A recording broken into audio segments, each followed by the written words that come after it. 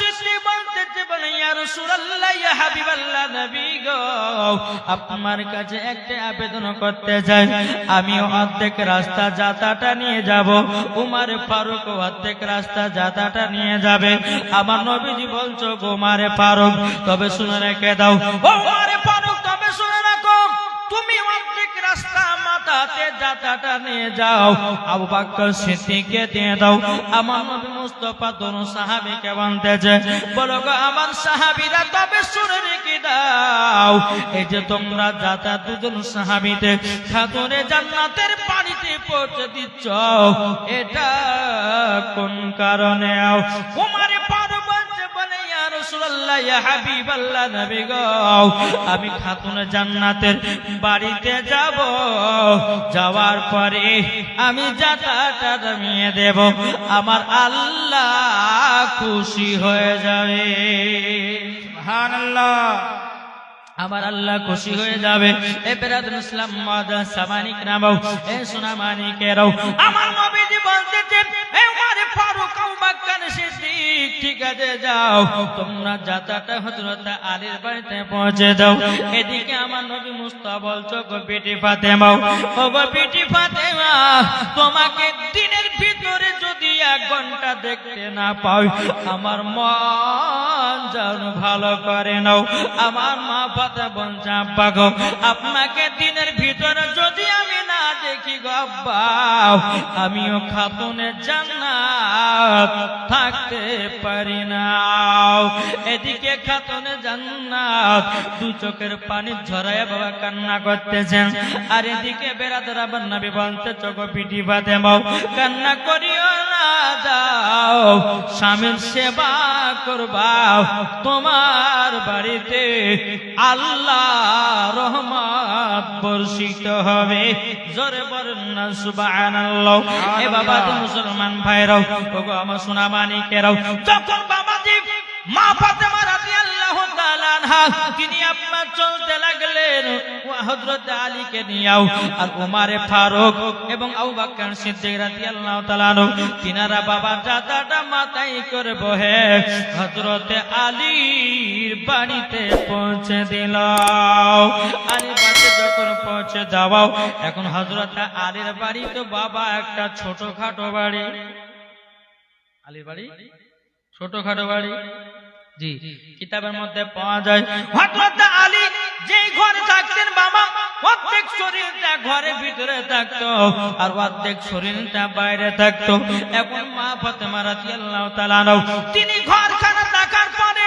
বলতে লাগলো বলে স্বামী গো ওগো স্বামী আমার এই বাড়িতে থাকা হবে কিন্তু স্বামী গো একটু চারি সাইডে একটু ঘেরাও দিয়ে দিতে হবে একটা বেড়া দিয়ে দিতে হবে যেন এই বাড়ির দিকে যেন কেউ নজর না দিতে পারে হযরত আলী রাদিয়াল্লাহু তাআলা তিনি বাবাজি খেজুরের গাছের আপনার খেজুরের গাছের পাতা কেটে কেটে কেটে বাবাজি তিনি কি করলেন বাড়ির গোটায় বাউন্ডারি দিয়ে দিল বাউন্ডারি দেওয়ার পরে বেরাদুল ইসলাম মাদান সামানিকরাও ওই বাড়িতে আপনার কনস্ট্রাকশন করে বাবা কোনো ঝামেলা নাই কোনো ঝঞ্ঝাট নাই কোন রকমের হিংসা নাই একদিন মা ফাতেমা রাদিয়াল্লাহু তাআলা তিনি স্বামীকে বলছেন স্বামী গো 3 দিন ধরে বাড়িতে চুলা জ্বলে না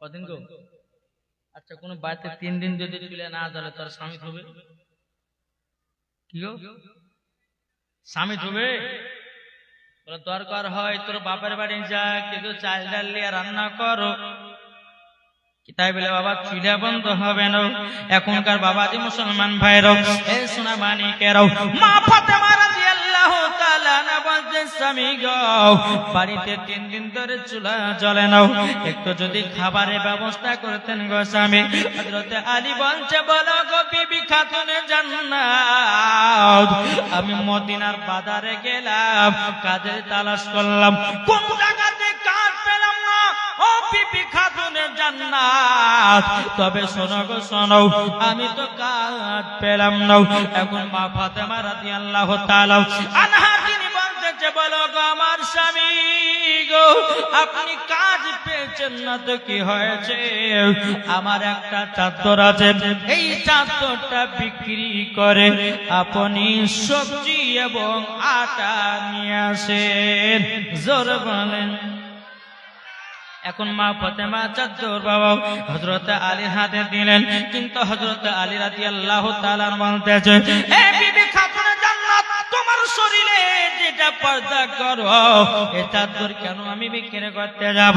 তখন বলছে, স্বামী গো, স্বামীকে খুশি রাখা মানে আমার আল্লাহ তাআলাকে খুশি রাখাও। তারই জন্য স্বামী গো, আপনি আমার চাদরটা নিয়ে যান, আর নিয়ে যাওয়ার পরে আপনি মদিনার বাজারে বিক্রি করে কিছুটা সবজি এবং আটা নিয়ে আসেন, একসঙ্গে আমরা খাওয়া দাওয়া করে আমরা স্বামী স্ত্রীতে একই সঙ্গে তাহাজ্জুদের নামাজ পড়ব। সুবহানাল্লাহ। আচ্ছা বলুন তো, আপনাদের মধ্যে কোন স্বামী স্ত্রী তাহাজ্জুদের নামাজ পড়েছেন? কে পড়েছেন? আছে কেউ? জি, কোন স্ত্রী আছেন যে স্বামীর সঙ্গে তাহাজ্জুদের নামাজ পড়েছেন? কেউ নাই।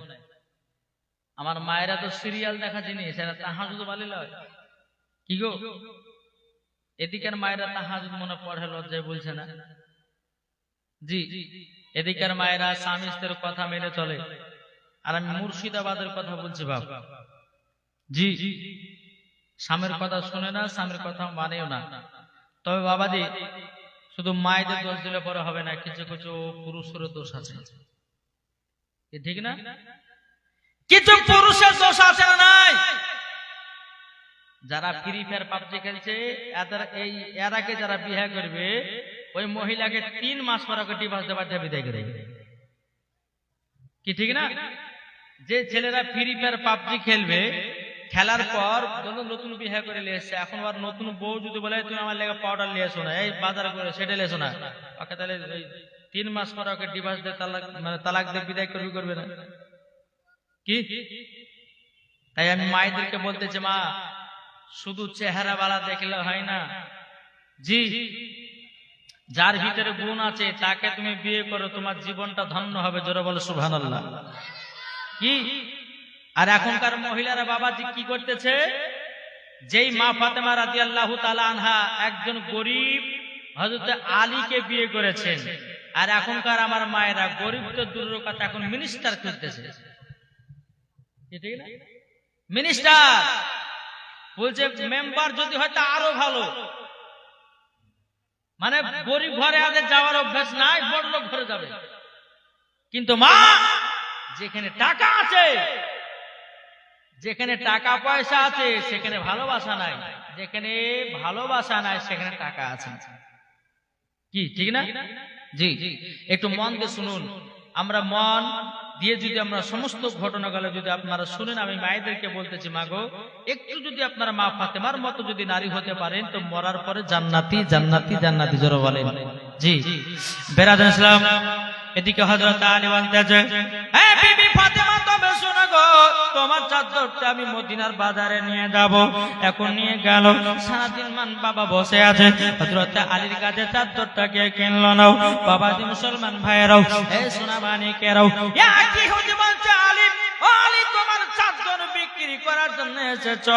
বলে হাও, আমি চাদর বিক্রি করার জন্য এসেছি। বাবাজি মুসলমান ভাইয়েরাও, এই সোনা মানিকেরাও, বলে কত টাকা বিক্রি করবা? বলে 6 দিরহাম। আপনার 6 দিরহাম দিয়ে বাবা এক ইহুদি হযরত আলীর চাদর কিনলো। কেনার পরে বাবা যে হযরত আলী খুবই আপনার খুশি, কিছু টাকা দিয়ে আপনার সবজি কিনলো, আটা কিনলো। আটা কেনার পরে বাবা যে টুক করে আপনি হযরত আলী বাড়ি গেলেন। আর ইহুদিটা মা ফাতেমার চাদর নিয়ে বাড়িতে ঘরের ভিতরে রেখেছে। গভীর রাত্রিতে ইহুদির বিবি বলতেছে, বলে স্বামী গো, ওই ঘরে কোনো হরকেন নাই, ওই ঘরে কোনো হ্যাচাক নাই, ওই ঘরে কোন রকমের বাতি নাই, কিন্তু স্বামী গো, ওই ঘরটা এত আলোময় হলে কেমনই। এখন ইহুদি বলছে, বিবি গো, তুমিও যেখানে আমিও সেখানে, চলো তো গিয়া ঘরের ভিতরে দেখি। এখন ঘরের ভিতরে গিয়া দেখলো, দেখার পরে বাবা যে আল্লাহর কি কুদরাত, মা ফাতেমার চাদরে যেন নূর প্রকাশিত হয়েছে। সুবহানাল্লাহ। নূর প্রকাশিত হয়েছে। এখন ইহুদির বিবি বলছে, বলে স্বামী গো, আপনি এই চাদরটা পেলেন কোথা থেকে বলুন নাও। এখন ইহুদি বলছে, বলো গো আমার বিবি, হযরত আলীর কাছে আমি চাদরটা কিনেছিলাম। ওই চাদরটা কেনার পরে আমার এই ঘরের ভিতরে রেখেছিলাম। ইহুদির বিবি বলছে, স্বামী গো, এই চাদরখানা তোমাকে জলদি করে নিয়ে যাও, আর ওই খাতুন জান্নাতে চাদর বেকন দিয়ে আসো। কেননা মা ফাতেমার চাদরের সম্মান করতে পারবো না। জোরে বলুন না সুবহানাল্লাহ। সুবহানাল্লাহ। গভীর রাত্রিতে আপনার কি হলো? গভীর রাত্রিতে বাবা যে ইহুদি আর ইহুদির বিবি আপনার মা ফাতেমার চাদরটা নিয়ে বাবা হযরত আলী বাড়িতে আসতেছেন, আর এদিকে হযরত আলী মা ফাতেমা রাদিয়াল্লাহু তাআলা আনহা বাবারা তিনি আপনার ইবাদত করতেছেন। এদিকে ইহুদির বিবি আর ইহুদি গিয়াও মা ফাতেমার দরওয়াজা খটখট করে আওয়াজ দিয়েছে। এখন মা ফাতেমা বলতেছেন, বলে স্বামী গো, এত রাত্রি থেকে আসে দেখেন হযরত আলী রাদিয়াল্লাহু তাআলা আনহু তিনি এক পা দুপা করে আসলেন। আসার পরে দরওয়াজা করে দেখতেছে ইহুদিটা বলছে, আলী গো, ও গো আলী, তোমার চাদর তুমি ঘুরিয়ে নাও। এখন আলী বলছে, বলে ভাই গো, আমি এখন চাদর নিব তো নিব কেমন করে? ইহুদি বলছে, বলে কেন, কি হয়েছে? বলো গো ইহুদি, আমি যে চাদরটা বিক্রি করে টাকাটা নিয়েছিলাম, ওই টাকা দিয়ে আমি সবজি এবং আটা কিনে নিয়েছি, আমি তোমাকে টাকা দিতে পারবো না। ইহুদিটা বলছে, আলী, তোমার কাছে টাকা নিতে আসি না, আমি তোমাকে চাদর ঘোরাতে এসেছি। বলে কিসের জন্য? বলে শোনা গো আলী, এই চাদরে এমন একটা গুণ আছে, অন্ধকার ঘরে আমি রেখেছিলাম, অন্ধকার ঘর যেন নূরের আলোতে আলো হয়ে গেছে, তারই জন্য চাদর দিতে এসেছি। হযরত আলী বলছে, বলো গো ইহুদি, কেন নূর প্রকাশিত হবে না? যেই ফাতেমা হলো নবী রক্ত থেকে পয়দাও, আর যে ফাতেমা যে চাদর ব্যবহার করে, তারই জন্য ওই চাদরই যেন নূর প্রকাশিত হয়েছে। এখন ইহুদি বলছে, আলী নাও চাদরটা নাও। এখন আলী চাদরটা নিয়ে বাবা নেওয়ার পরে ইহুদি আর ইহুদি বাড়িতে যায়। যাওয়ার পরে সকাল হলো। এখন ইহুদি আর ইহুদির বিবি বলতেছে, বিবি চলো, আজকে দু জাহানের বাদশার কাছে যাব। জোরে বলেন সুবহানাল্লাহ। দু জাহানের বাদশার কাছে যাব।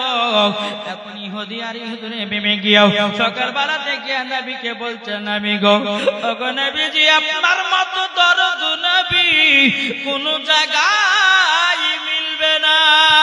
জোরে বলেন সুবহানাল্লাহ। এই বাবা, যেই নবী আমাদের জন্য বাবা এখনো মদিনাতে কান্না করছে রে বাবা। আজ আমরা যুবকেরাও না পাচ্ছি নামাজ পড়তে, না পাচ্ছি আপনার নবীর সুন্নাতকে মানতে, না পাচ্ছি বাবা আল্লাহর ইবাদত করতে। তাই আমাদেরকে বলতে চাই রে বাবা, আমরা যদি নবীকে এক বিন্দু যদি মহব্বত করি, আচ্ছা বলুন, মরার পরে জান্নাতি না জাহান্নামী? আমার নবী বলছে, ইহুদি কি ব্যাপার, হঠাৎ করে আমার দরবারে এসেছে কেন? এখন ইহুদি বলছে, নবী গো, আপনার সঙ্গে কত বেয়াদবি কথা বলেছি। ওগো নবীজি গো, আপনার সঙ্গে অনেক বড় বেয়াদবি করেছি। বলে কি বেয়াদবি? বলে হুজুর গো, আপনার বিটি ফাতেমার চাদর আমি কিনে নিয়ে গিয়ে ঘরের ভিতরে গেছিলাম। অন্ধকার ঘরটাও যেন আপনার বিটি ফাতেমার চাদরে নূরের আলাতে আমার ঘর খানা আলা করে দিয়েছে। সুবহানাল্লাহ। আপনার বিটি ফাতেমার চাদর যদি এত নূর হতে পারে, তাহলে নবী গো, আপনি কতই না নূর হবে। সুবহানাল্লাহ। বাবা মুসলমান ভাইরাও, এই সোনা মানিকেরাও, এখন আমার নবীজি বলছো ইহুদি, তাহলে এখন কি করবো? হুজুর আমাদেরকে কলমা পড়ে মুসলমান বানিয়ে নিন। জোরবানে সুবহানাল্লাহ। যখন মুসলমান বানানো হলো, বাবাজি মুসলমান ভাইরাও, আমার নবী বলছো গো ইহুদি গো, আমি বেধর্মীদেরকে জবরদস্তি কলমা পড়াই নাও, আমার দরবারে যারা আসে আমি তাদেরকে কলমা পড়ে মুসলমান বানাই। বাবাজি মুসলমান ভাইরাও, এই সূরা মানিকেরাও, এখন এদিকে বেরাদার ইসলাম মুআজ্জাজ সামানিকেরা সকাল বেলাতে বলছে খাতুনে জান্নাত বলে স্বামী গো, আপনার যে ইহুদি চাদর কিনেছিল উনি কি আপনাকে চাদর ব্যাকেন দিয়ে গেল? বলে হ্যাঁ গো বেবি, রাত্রে বেলা ব্যাকেন দিয়ে গেছে। এদিকে মা ফাতেমা রাদিয়াল্লাহু তাআলা আনহা তিনি বলে স্বামী গো, আপনার চেহারা যতবার দেখি আমি ততই আপনার প্রতি পাগল দিবানা হয়। সুবহানাল্লাহ। এটা ছিল মা ফাতেমার কথা। আর এখনকার মায়েরা বাবা স্বামীদের সামনে কখনো এরকম নাম করে নাও। বাবাজি মুসলমান ভাইরাও, আমি মায়েদেরকে বলতে চাই গো মা জননী, আপনার স্বামী দেখতে কালো হোক, আপনার স্বামী দেখতে খাটো হোক, আপনার স্বামী দেখতে খারাপ হোক, আপনার স্বামী দেখতে বাজে হোক, আপনার স্বামী দেখতে যতই নষ্ট হোক না কেন, বিবিতে যদি একবার বলে স্বামী গো আপনাকে না দেখলে আমার মনটা কেমন করে, আপনি যদি বলে স্বামী গো আপনার চেহারাটা না দেখলে আমাকে ভালো লাগে না, আপনার স্বামী দেখবেন অবশ্যই একদিন বেশি করে ভালোবাসবে। জি বেশক। এই আমার কথা বুঝতে পারছেন? জি, আমি মায়েদেরকে বলতেছি, মা খালা, স্বামী স্ত্রীর মধ্যে ভালোবাসা মহব্বত রাখেন, ওই বাড়িতে আল্লাহ রহমত বর্ষিত হবে। এখন মা ফাতেমার জীবনী যদি বলতে যায় তো ইমাম হাসান হোসেনের ঘটনা কিছু বলতেই পারবো না, তাহলে একটু কেটে দিতে হবে। কি কাটবো না একই লাইনে চালাবো? কি কাটবো? আবার কাল সকাল বেলাতে বলিবেন না তো যে রে হুজুর কাটে কাটে বাদ করে পালিয়ে হবে নাকি? ইয়াও জ্বালা, 3 দিনের জীবনী করলে পরে খুব ঝামেলা হয়। যদি কাটে কাটে ওয়াজ করি রে হুজুর কোনটা বললো কোনটা রাখলো বুঝতেই পারলাম না, বলবে না? জি, এবার দোবা আল্লাহুম্মা সাল্লি আলা সাইয়্যিদিনা মাওলানা মুহাম্মদ ওয়া আলি সাইয়্যিদিনা মাওলানা মুহাম্মদ সাল্লাল্লাহু তাআলা সাল্লাম। বাবাজি মুসলমান ভাইরাও, ও মা খালা, আপনাদের কিছু সংসারী ঘটনা আমি বলি। মা ফাতেমা কেমন ভাবে ঘর সংসার করেছিলেন বাবাজি চলো এগিয়ে চলো। বাবাজি একদিন মা ফাতেমা রাদিয়াল্লাহু তাআলা আনহা তিনি আপনার যাতা ঘুরিয়ে বাবাজি মুসলমান তিনার হাতে যেন ফুসা পড়ে গেছে। যাতা ঘুরিয়ে হাতে ফুসা পড়ে গেছে। এখন বাবা মা ফাতেমা রাদিয়াল্লাহু তাআলা আনহা তিনি আপনার হাত খান দেখতে যে 2 চোখের পানি জড়াচ্ছে। আল্লাহ গো, আমার স্বামীর জন্য এত কষ্ট করে যাতা ঘুরিয়ে আটা গেলে পিছিয়ে স্বামীর জন্য রুটি বানাই।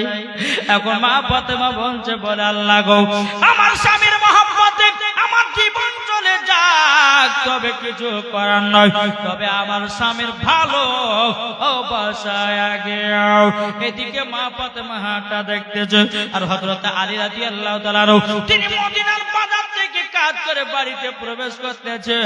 এখন হযরত আলী বলছে, ওগো বিবি খাতুনে জান্নাত, ওগো বিবি খাতুনে জান্নাত, কি ব্যাপার, হাতে কি হয়েছে, তুমি হাতটা দেখে এত কান্না করছো কেন?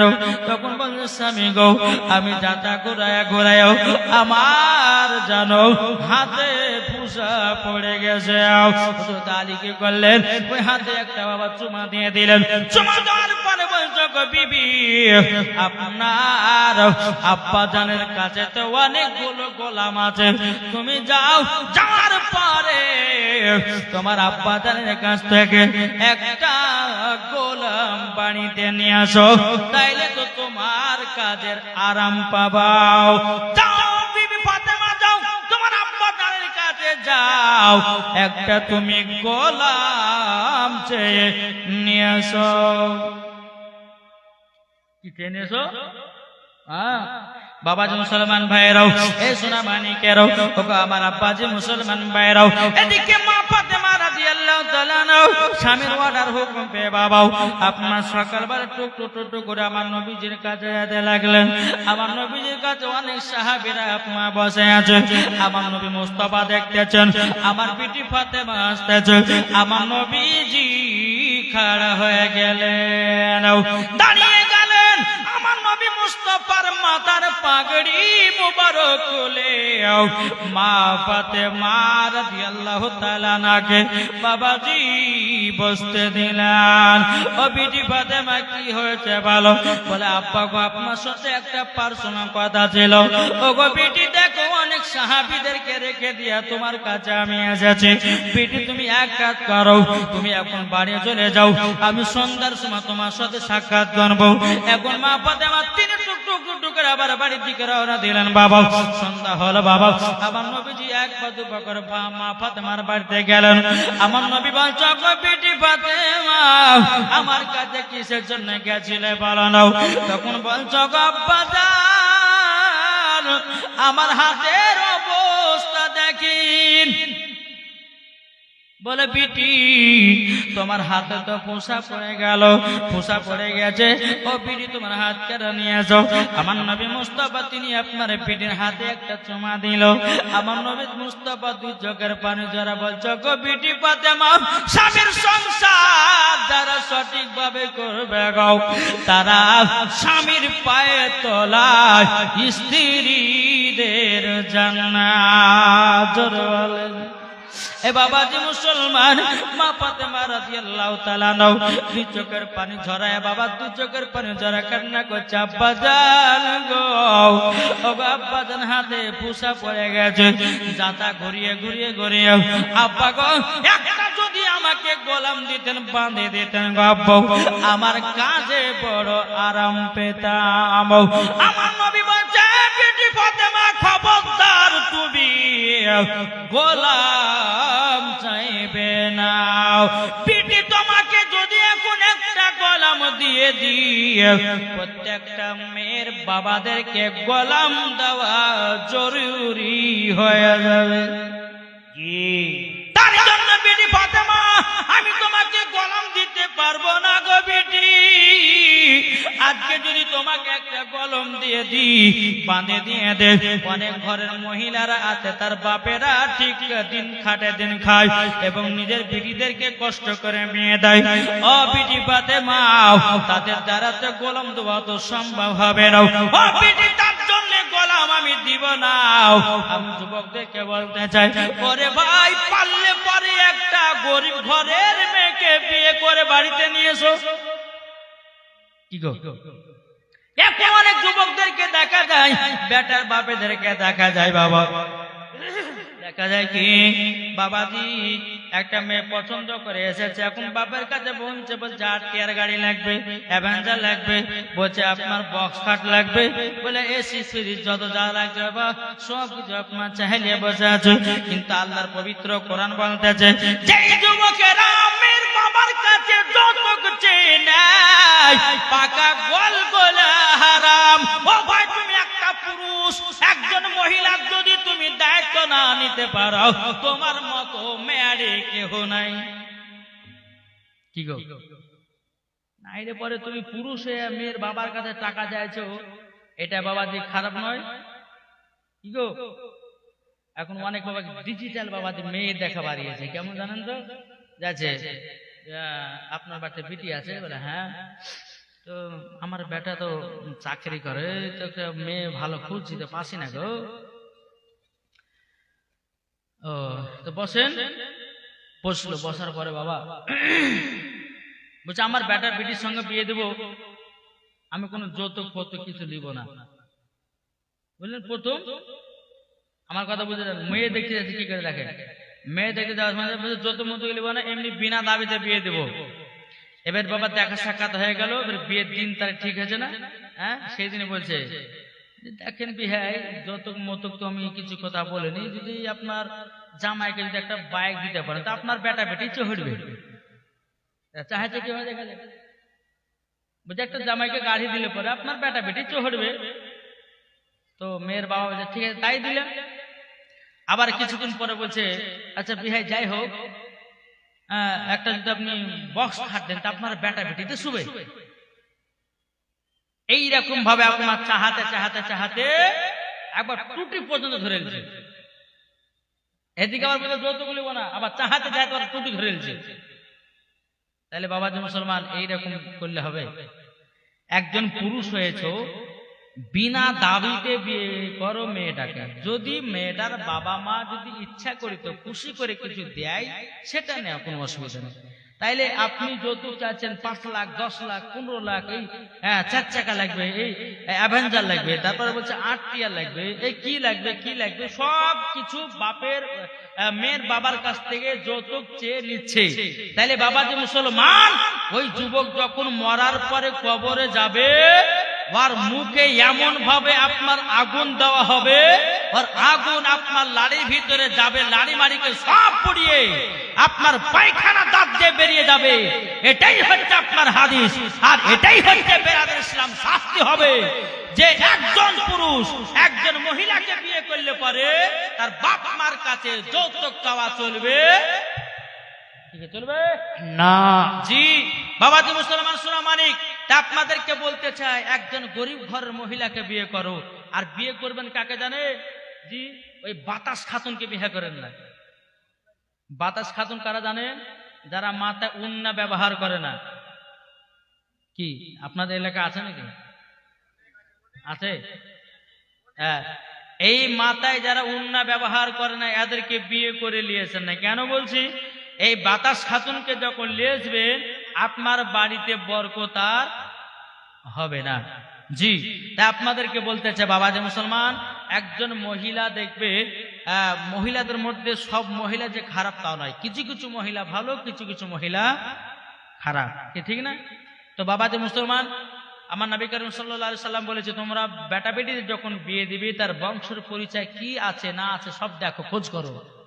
জি তারপরে আপনার বেটা বেটির বিয়ে দেন। নাইলে বাবাজি এখনকার বাবাজি সাতাল কি চামার বাবাজি একটু দেখতে সুন্দর লিয়া পালিয়ে গেল, বুঝলেন? লিয়া পালিয়ে যাওয়ার পর 3 মাস পরে একটা আপনার ওই কলু করে বাচ্চা লিয়ে বাড়িতে ঢুকছে। কি করবো, হয়ে গেছে তখন মাইনে এলি করছে না করছে না গো।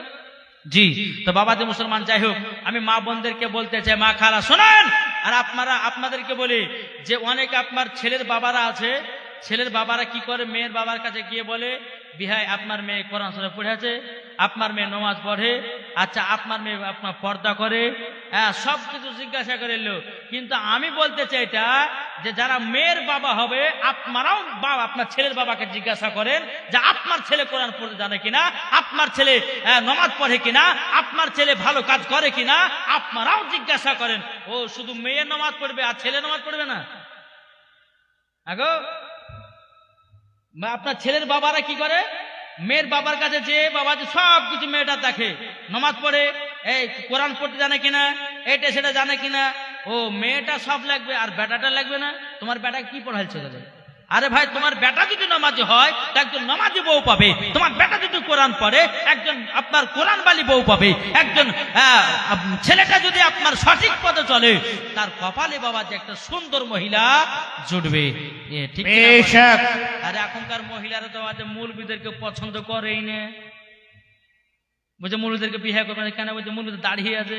আর পাগলি কহিকার, যেই মহিলা দাড়ি দেখে ঘৃণা করবে ওই মহিলাকে মরার পর ওকে জাহান্নামে দেওয়া হবে। যেই খাতুনে জান্নাত আমার নবী মুস্তাফা দাড়ি মুবারককে নিয়ে মুখে লাগাতেন, জোরে বলেন সুবহানাল্লাহ। এক একটা দাড়িতে 70টা ফেরেশতা খেলা করে, জোরে বলে। আর আমার নবীজি বলেছে যারা দাড়ি রাখবে তাদের যৌবনকাল কমবে না। কি গো, এটা আমার নবী মুস্তাফা বলেছে।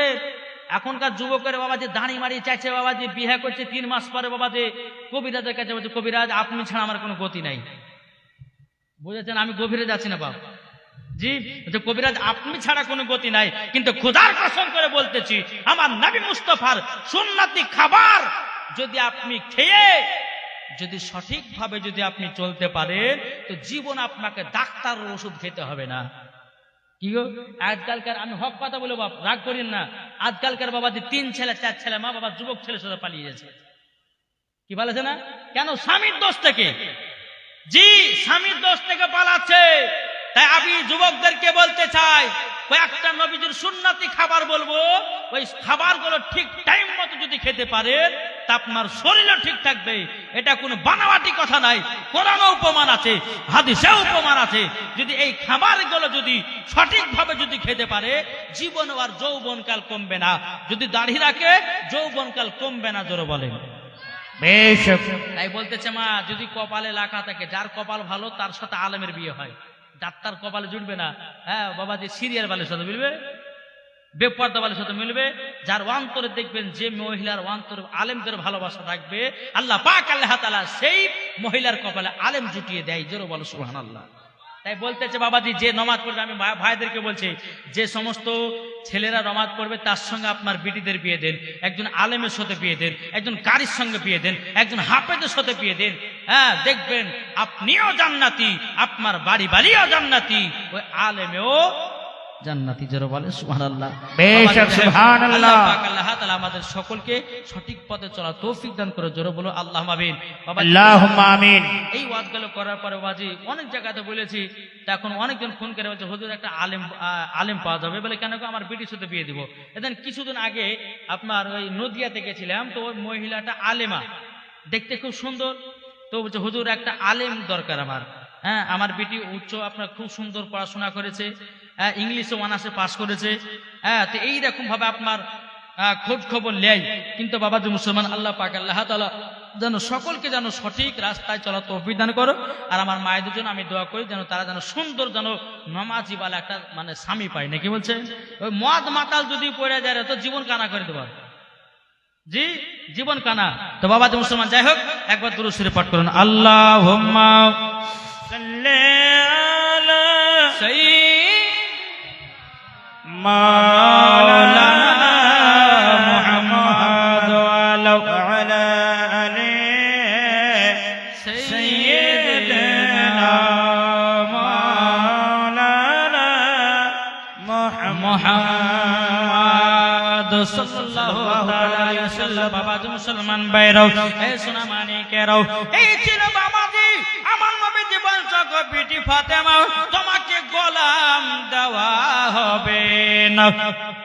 বলে আব্বাজান, বলে কেন? বিটি গো, তোমাকে যদি একটা গোলাম দিই তাহলে প্রত্যেকটা মেয়ের বাবাদেরকে গোলাম দেওয়াটা জরুরি হয়ে যাবে। ও বিটি ফাতেমা, গোলাম দিব না, তবে তোমাকে একটা ফাতেমায়ে তাসবিহ দেব। এই তাসবিহটা যদি বেটি আমল করতে পারো, আল্লাহর ফেরেশতারাও তোমার কাজে সহযোগিতা করে দিবে। জোরে বলেন সুবহানাল্লাহ। আমার নবীজি বলছেন, ফাতেমা, এই ফাতেমার তাসবিহটা তুমি আমল করো।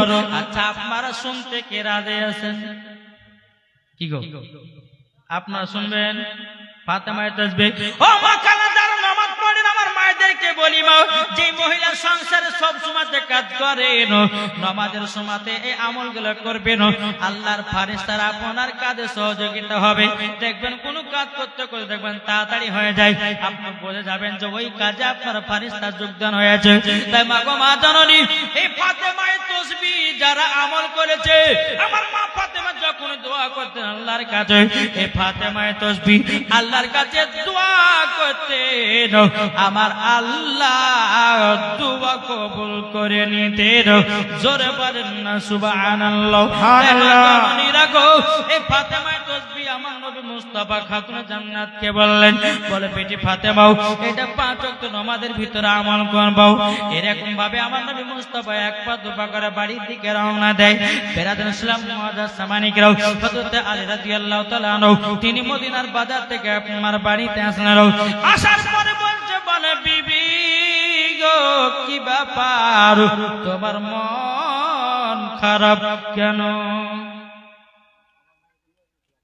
বাপ মা কি নাম?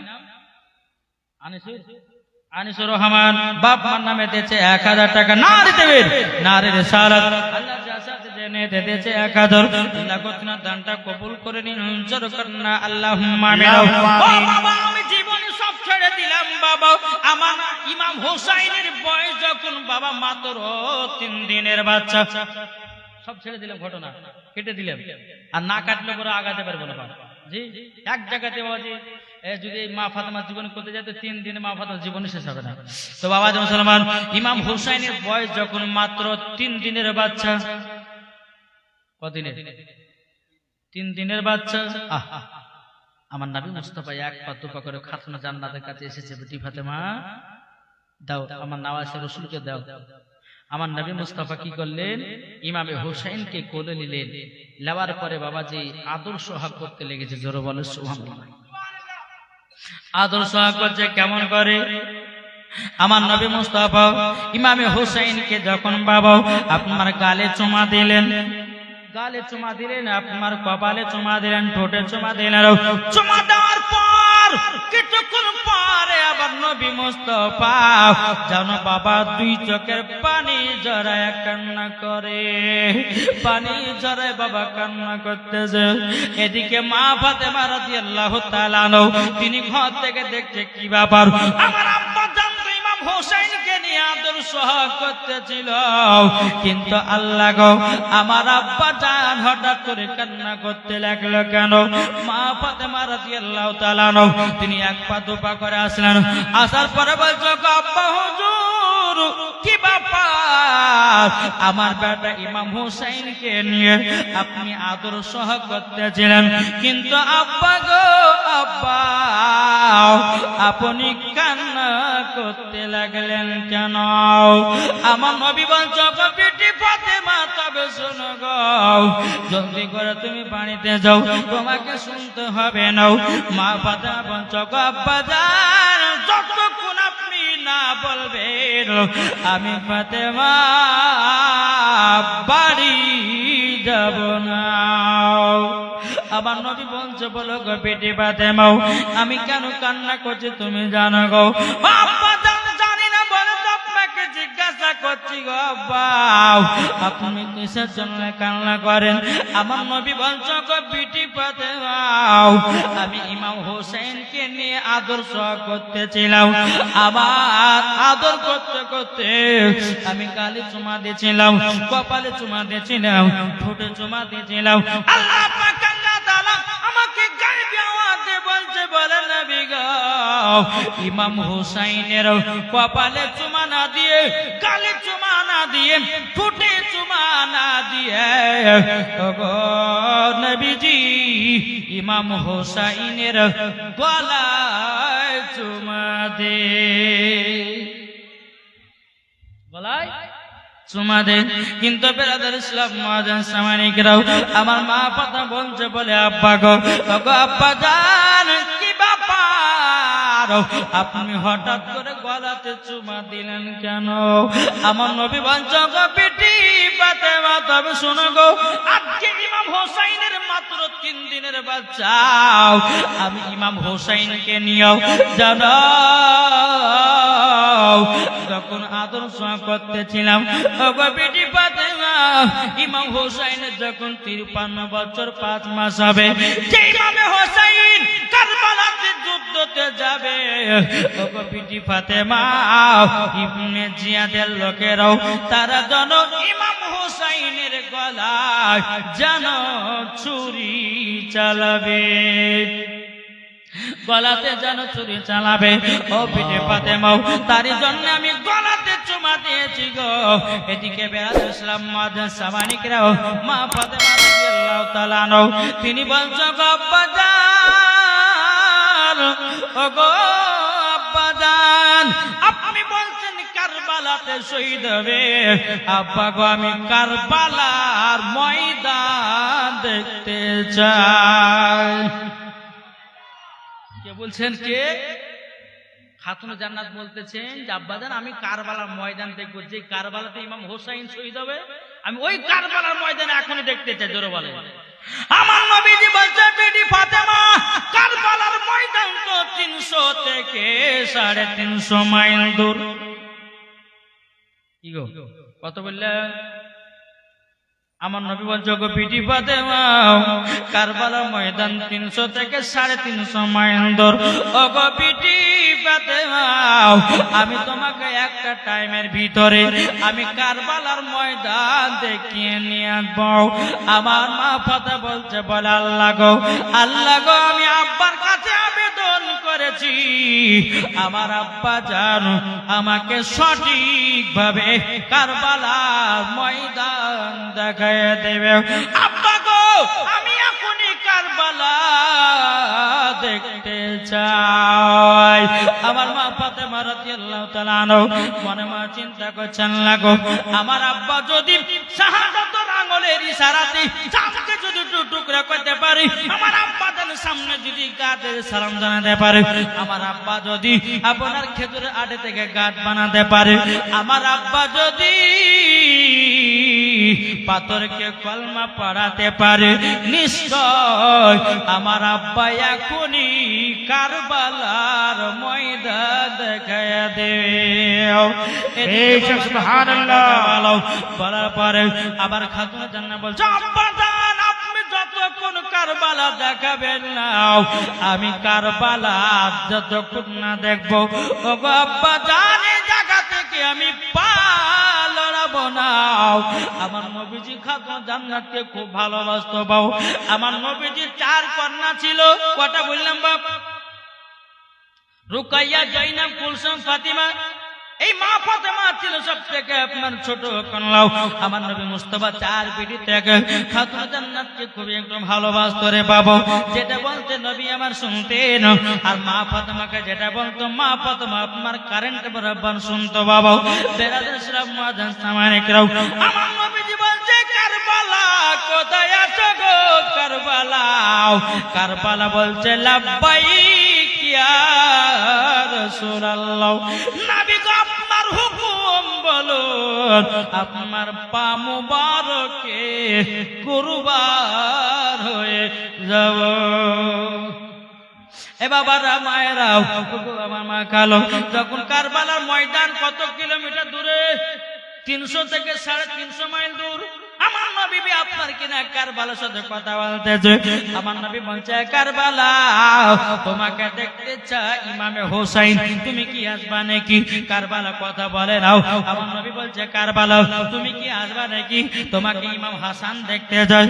কারবালা কথা বলে নাও। এই কারবালা তোমাকে দেখতে চাই আমার পিটি ফাতেমা, তুমি কি আসবা? কারবালা কথা বলে নাও। আমার নবী বলছে কারবালা তোমাকে দেখতে চাই হযরত আলী, তুমি কি আসবা নাকি? কারবালা কথা বলে নাও। আমার নবী বলছে এ কারবালা গো আমি তোমাকে দেখতে চাই। আল্লাহর কি কুদরত! আমার নবী মুস্তাফার সম্মুখে কারবালার ময়দান দৃশ্য যেন হাজির হয়ে গেছে। নারে তাকবীর, নারে রিসালাত, মাসলাক আলা হযরত, জোরে বলুন জিন্দাবাদ। কারবালার ময়দান বাবা আমার নবীর সম্মুখে আপনার হাজির হয়ে গেল। তখন বলছে লাব্বাইকা রাসূলুল্লাহ, লাব্বাইকা হাবিবাল্লাহ। নবী গো আপনার কাছে একটা আবেদন করব গো নবী। বলে কি? বলে নবী গো শুধু আপনাকে দেখার জন্য আমি কারবালার দৃশ্য আপনার সম্মুখে হাজির হয়েছে। বেরাদার ইসলাম মুআজ্জিন সামানিকরাও, এ সোনামানিকেরাও, বাবাজি ইমামে হোসেন বাবা রাদিয়াল্লাহু তাআলা আনহা কদিনের বাচ্চা রে বাবা? জি কদিনের বাচ্চা? জি 3 দিনের বাচ্চা। কিন্তু বেরাদার ইসলাম মুআজ্জিন সামানিকরাও, মা ফাতেমা বলতেছে ওগো আব্বা জান আমার বেটা ইমাম হোসেন কারবালায় শহীদ হবে কেন? আমার নবী বলছো গো বেটি ফাতেমা ইসলামকে জিন্দা করার জন্য, কুরআনকে জিন্দা করার জন্য, মাদ্রাসা মসজিদকে জিন্দা রাখার জন্য, আহলে বায়াতকে জিন্দা রাখার জন্য ওগো বেটি ফাতেমা আমার উম্মতের ময়ায় কারবালাতে ইমামে হোসেন শহীদ হয়ে যাবে। আমার মা ফাতেমা বলছে আব্বা জান আমার বেটাকে কারবালাতে আপনার উম্মতের জন্য দান করে দিলেন। এটা জোরে হবে না? কে দান করলেন? কে দান করলেন? খাতুনে জান্নাত। খাতুনে জান্নাত বলছে আব্বা জান আপনার উম্মতের জন্য আমার বেটা ইমাম হোসেনকে আমি কারবালায় দান করে দিলাম। ও বলতে যায় যে মা ফাতেমা নিজের বেটাকে কারবারে দান করেছিল, আমার 10টা মায়ের কাছে 500 টাকা করে দেখতে চাই ইমাম হুসাইনকে দান করার মহব্বতে। আমি 5টা 10টা মাকে দেখতে চাই 500 টাকা করে। ওগো মা, কালে এখন যদি না থাকে নামটা লিখে দিন, আপনি 2 দিন পর দেবেন। মা ফাতেমা দানের সঙ্গে আপনারা যুক্ত হয়ে যান। আমার আল্লাহ বলতে, যারা মা ফাতেমার মতো নারী হবে, মা ফাতেমার সাথে জান্নাতি জান্নাতি হবে। এই 10টা মা জান তো দেখেন, আলহামদুলিল্লাহ। আহা হা কোবার আচ্ছা, আলহামদুলিল্লাহ। আগো আমরা কি পারবো না? জি, ইমাম হোসাইনের মহব্বতে। আচ্ছা বলুন তো, ইমাম হোসাইনকে আমরা মহব্বত করি কি করি না? এটা হাত তুলে দেখান তো বাবা।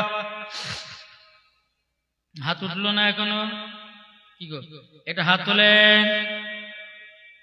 আলহামদুলিল্লাহ।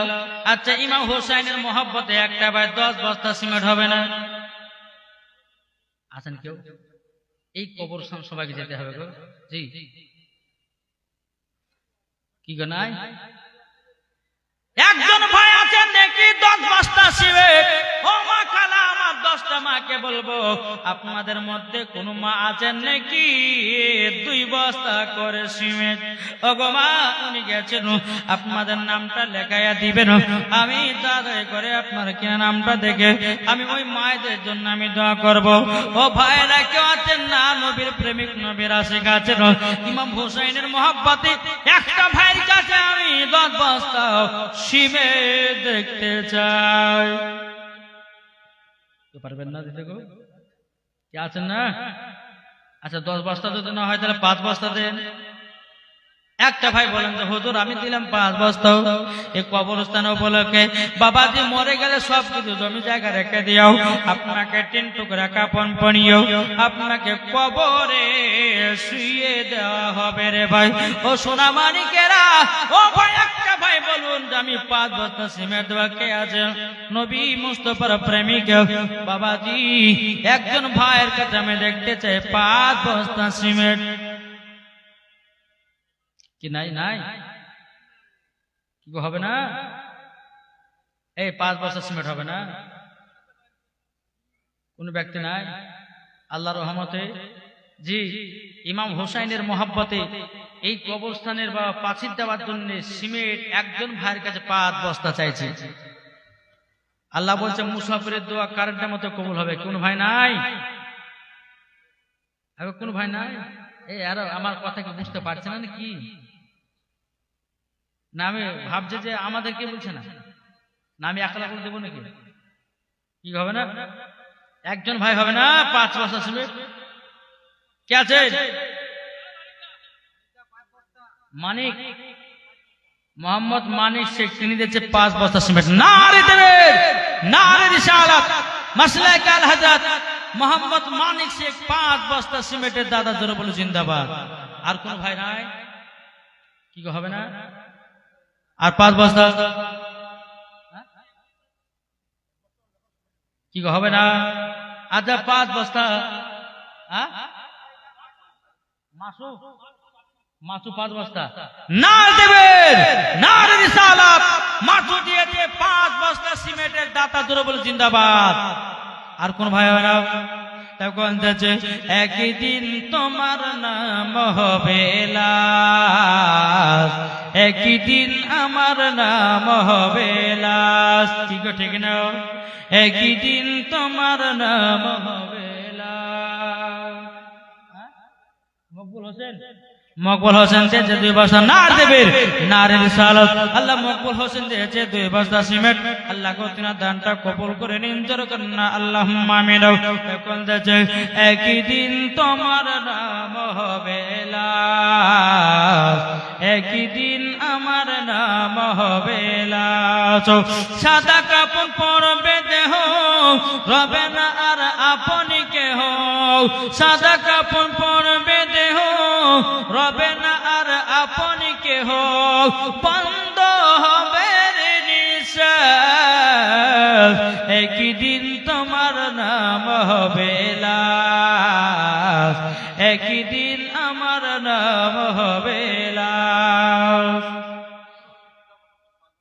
মনসুর আলী দীঘা না, দীঘা বসতি মনসুর আলী তিনি দিয়েছে 5 বস্তা সিমেন্ট। নারে তাকবীর, নারে রিসালাত।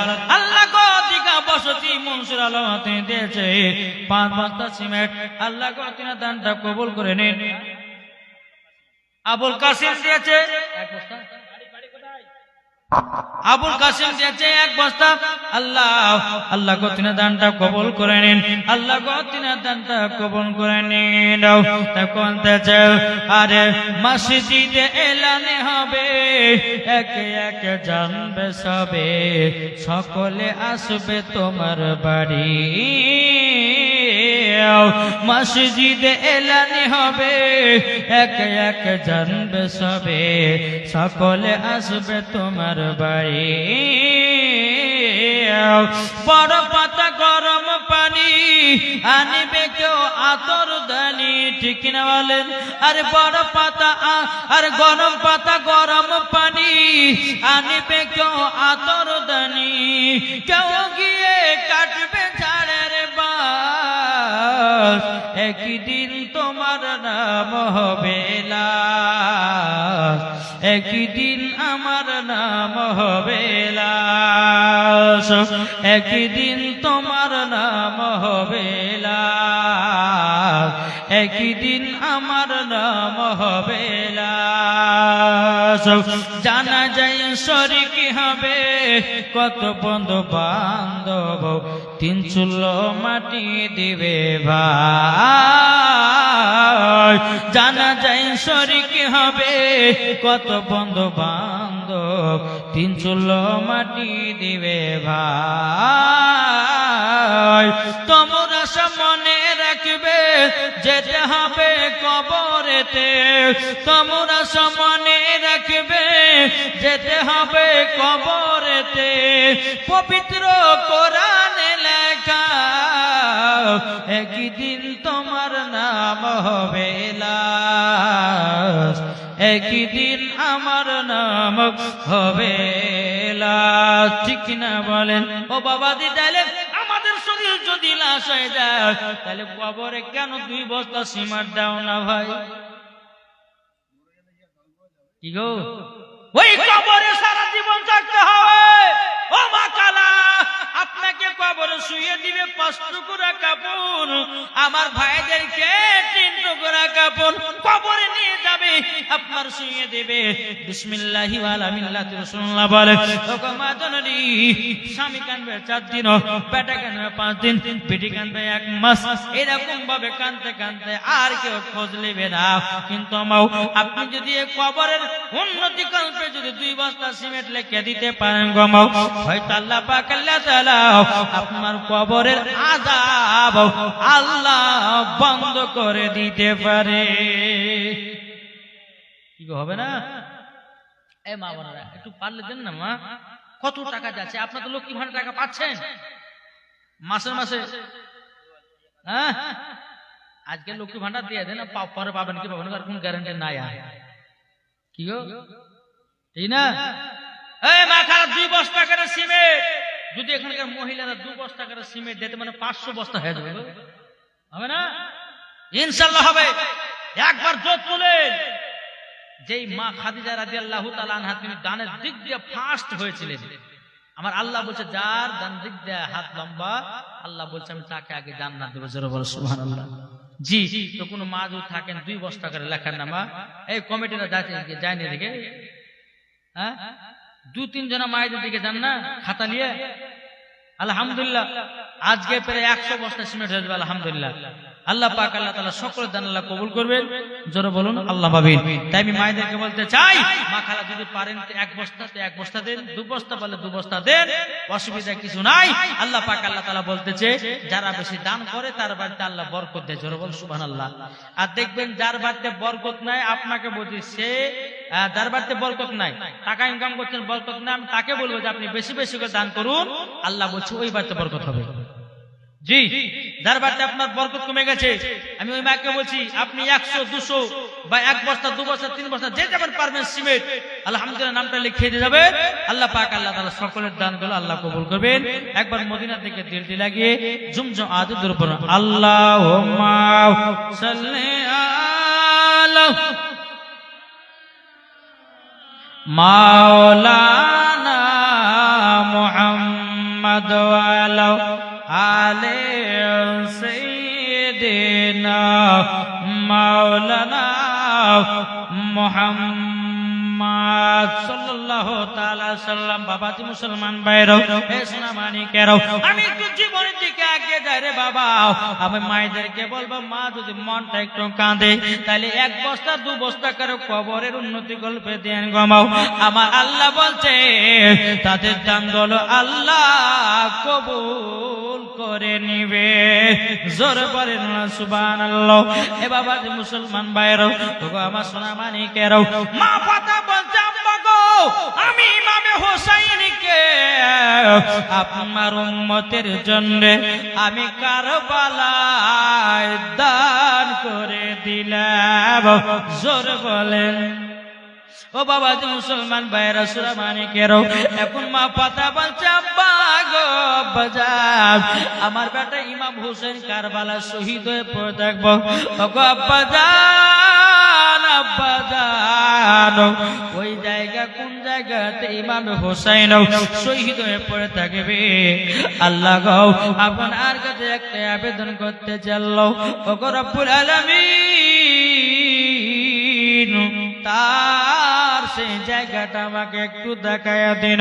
আমার নবী বলছে বেটি ফাতেমা যে জায়গাতে ইমাম হোসেন শহীদ হয়ে পড়ে থাকবে, ওগো বেটি ফাতেমা সেই জায়গা দেখতে যাও। বলে হ্যাঁ আব্বা আমি দেখতে যাই। আমার নবী মুস্তাফা জিবরিল আমিনকে বলে, হ্যাঁ জিবরিল কোথায় আছো? বাবা কারেন্টের মতো আপনার হাতে আলো। লাব্বাইকে রাসূলুল্লাহ, লাব্বাইকে হাবিবাল্লাহ, নবী গো আপনার হুকুম বলুন। আমার নবী বলছে গো আমার জিবরিল, যে জায়গাতে ইমাম হোসেন শহীদ হয়ে পড়ে থাকবে ওই জায়গার 1 মুষ্ঠ মাটি এনে দাও। জিবরিল আমিন গেলেন কারেন্টের বরাবর, বাবাজি আপনার 1 মুষ্ঠ মাটি তিনার হাতে দিয়ে দেয়। প্রতিকার মাটি যেখানে ইমাম হোসেন শহীদ হয়ে পড়ে থাকবে কারবালার, ওই জায়গায় 1 মুষ্ঠ মাটি আমার নবী মুস্তাফার হাত মুবারক দিয়েছেন। জোরে বলো সুবহানাল্লাহ। আমার নবী যে ওই মাটিগুলো নিয়ে বাবা কান্না করতেছে। কিভাবে? 2 চোখের পানি ঝরে ঝরে কান্না করতেছে। মা ফাতেমা রাদিয়াল্লাহু তাআলা আনহা তিনি বলছেন আব্বাজান আপনি কান্না করছেন কেন? কি হয়েছে বলুন, আপনার কি হয়েছে বলুন। আব্বা গো আপনি কান্না করছেন কেন? মাটিতে কি আছে বলুন। তখন বলছো গো বিটি ফাতেমা, তুমি যদি জানতে পারো এই মাটিতে কি আছে তুমিও কান্না করতে লাগবাও। আমার মা কথা বলছে আব্বা গো আমাকে দয়া করে বললো, আমার গায়েবের সংবাদ আপনাকে আনতেছে। ও বিটি ফাতেমা, এই মাটি কোথাকার মাটি তুমি কি জানো? মা ফাতেমা বলতে আব্বা জান আমি তো জানি না এ মাটি হলো কোথাকার। আমার নবীজি বলছো বিটি ফাতেমা, যে জায়গাতে ইমামে হোসেন শহীদ হয়ে পড়ে থাকবে বিটি গো, ওই জায়গার 1 মুষ্ঠ মাটি আও। বিটি গো, যেদিন ইমামে হোসেন কারবালাতে রক্ত লালে লাল হয়ে যাবে, এ মাটি গুলো যেন লাল হবে। ও বিটি ফাতেমা, এই মাটি গুলো কাকে দিব কাকে দেব সেটাই যেন মনে মনে আমি ভাবতেছি। মা পাতা বলছে আব্বা গো আমাকে মাটি গুলো দিয়ে দিন, আমি একটা কাচের বোতলে ভরে রাখবো। আমার নবী বলছো গো বিটি ফাতেমা, এই মাটির অধিকার তুমিও হতে পারো না।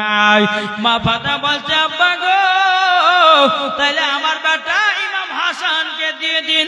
আমার নবী বলতে বিটি ফাতেমা ইমাম হাসানও এই মাটির অধিকার হতে পারে না। এখন মা কথা বলছে, বলে আব্বা গো তাহলে আমার স্বামীকে দেন।